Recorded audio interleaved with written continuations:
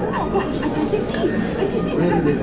up, YouTube? How's it going? Today I want to review a Count Basie album. I don't know if it's an LP or an EP. I'd say just an EP because it's only like a couple seconds under a half hour, so it's not very long. It's 16 tracks or divided over a half hour. Count Basie, Begborrowsteel, 2005 Ramp recordings. I think this is like one of his third releases or something. He had a few others before this, but yeah, Begborrowsteel is pretty good underground hip-hop kind of shit. If you guys don't know who Count Basie is, his real name is Dwight Farrell, also known as Dwight Spitz. He's from Nashville, Tennessee. He's a family man. He's got a wife and kids. He makes all his beats himself. Everything on here is written, produced, arranged, MC'd. Like, he does it all. He's a DIY kind of hip-hop guy. Picture of the man right there blowing some bubbles. He's got a lot of underground hip-hop sensibilities. He's not much of on being a gangster. Subject matter here includes just like drinking and family problems and past relationships, and there's this one kind of questionable song I'll show you right now, because I don't know what it's...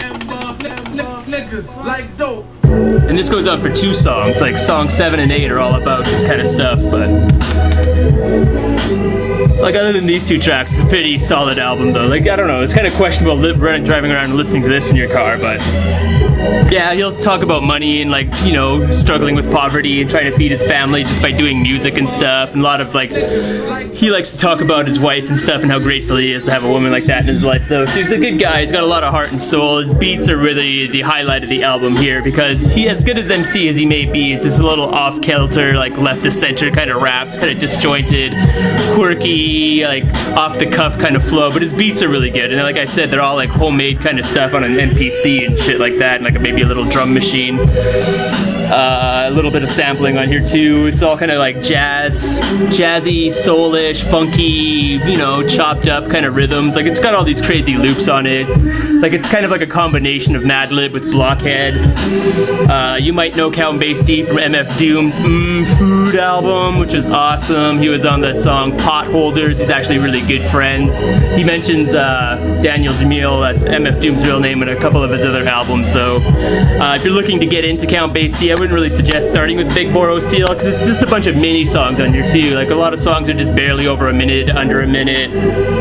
I think only one song breaks like the 2-minute mark, and that's a song actually I used to break up with a girl once, called Down Easy, and it's kind of like a half-sung kind of like a Dudley Perkins jam on there. It's just kind of sung kind of weirdly. But yeah, a lot of soul, a lot of funk, a lot of weird beats on here, and like, it's mini songs too, and it goes by really, really fast. Pretty creative, pretty brief, but it's quality music. Quality over quantity is the highlight here.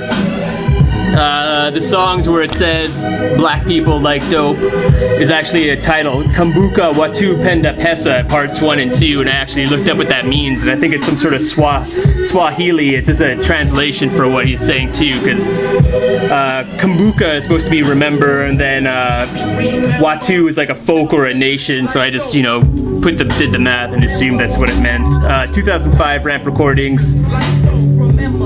I don't know. Count Basie seems like the kind of guy who does a lot of drinking, smokes weed, but he likes to have a clear and conscious too. He likes to have like a spiritual side to him. He wants to give to the music community. He wants to give of himself. He's not a selfish guy. He's not in this for the money, although he'd like to make some money off it, I'm sure. But he's kind of a selfless guy, is the feel I get off of him.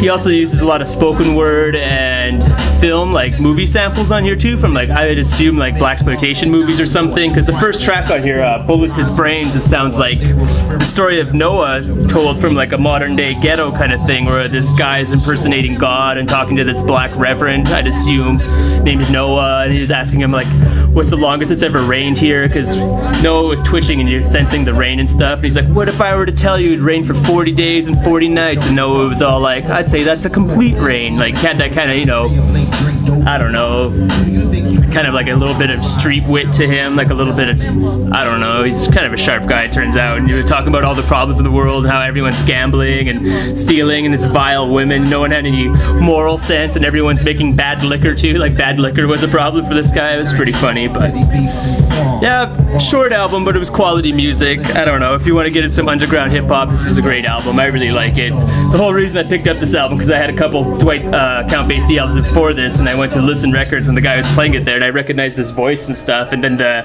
Kumbuku Watu Penda Pesa songs came on, and I was like, oh man, this is extreme, I gotta check this out. And it was like $23, it's just more money than I like to spend on something that's just under a half hour, but whatever, I didn't know how long it was back then. But Count Basie, great guy, pretty cool little EP here.